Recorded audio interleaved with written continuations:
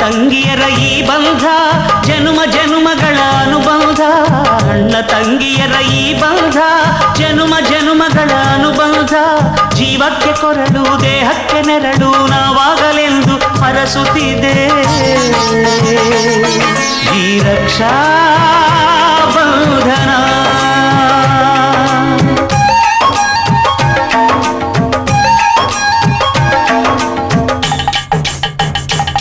ನೀ ಹುಟ್ಟಿ ಬಂದ ಶುಭ ದಿನವೇ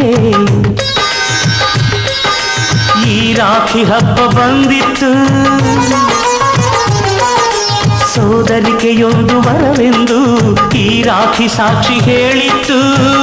ತಂಗಿಯು ಹುಟ್ಟಿದ ಕ್ಷಣ ಅಣ್ಣನ ಪದವಿ ಹುಟ್ಟಿತು.